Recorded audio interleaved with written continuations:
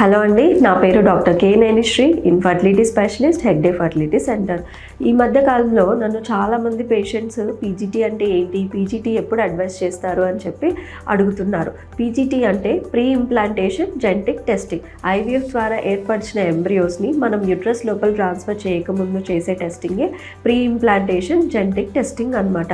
So embryos grades పరంగా నార్మల్గా ఉన్న 50% దాకా ఎంబ్రియోస్ క్రోమోజోమలీ అబ్నార్మల్ కూడా ఉండొచ్చు. అండ్ ఈ రిస్క్ అనేది ఎప్పుడైతే ఉమెన్ ఏజ్ మోర్ దెన్ 35 ఉంటుందో, సో ఈ క్రోమోజోమల్ అబ్నార్మాలిటీ రిస్క్ అనేది కూడా ఎక్కువగా ఉంటుంది. సో దానివల్ల ఎంబ్రియో సరిగ్గా ఇంప్లాంట్ అవ్వకపోవడము, లేదా రికరెంట్గా ప్రెగ్నెన్సీ లాస్ అవ్వడము, లేదా మిస్క్యారేజ్ అవ్వడము జరుగుతూ ఉంటుంది. సో ఇలాంటి సిచ్యువేషన్స్ ఏదైనా ఉంది అన్నప్పుడు మనం పీజీటీ అడ్వైస్ చేస్తాము. డిఫరెంట్ టైప్స్ ఆఫ్ పీజీటీ ఉంటుంది అనమాట. మోస్ట్ కామన్గా రొటీన్గా అడ్వైస్ చేసేది వచ్చేసి పీజీటీ ఏ, అది అన్యూప్లాయిడిస్ చూస్తాం. అంటే క్రోమోజోమ్ నంబర్ కరెక్ట్గా ఉందా లేదా, ఏదైనా తక్కువ ఎక్కువగా ఏమైనా ఉందా అని చెప్పి చెక్ చేస్తాం. నెక్స్ట్ వచ్చేసి పీజీటీఎం, మోనోజెనిక్ డిసార్డర్స్. ఎవరైనా పేరెంట్స్కి జెనెటిక్ డిసార్డర్స్ ఏమైనా ఉన్నాయి, సో అది మనం ఎంబ్రియోస్లో చెక్ చేయాలన్నప్పుడు పీజీటీఎం అడ్వైస్ చేస్తాం. Next PGTSR, structural rearrangements.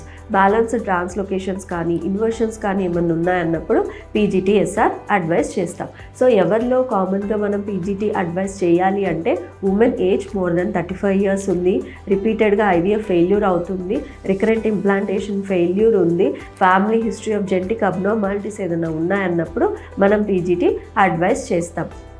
ఎవరిలో పీజీటీ అవసరం లేదు అంటే లెస్ దాన్ 35 years ఏజ్ వాళ్ళు, ఫస్ట్ టైం ఐవీఎఫ్ ప్రెగ్నెన్సీకి ట్రై చేస్తున్న వాళ్ళు, ఎలాంటి ఫ్యామిలీ హిస్టరీ లేదు, ఎలాంటి మిస్క్యారేజెస్ ఏం లేవు అన్నప్పుడు మనం పీజీటీ అడ్వైస్ చేయాల్సిన అవసరం లేదు. పీజీటీ ఇంపార్టెంట్ టెస్టే, కానీ ప్రతి పేషెంట్కి పీజీటీ అవసరం అయితే ఏం లేదు.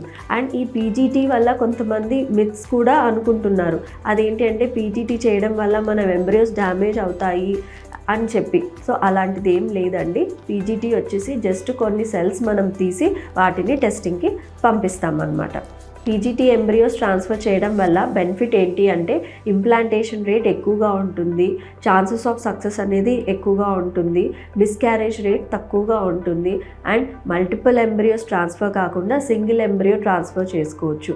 ఫర్దర్గా ఇంకా తెలుసుకోవాలి అనుకుంటే consult your infertility specialist. Thank you.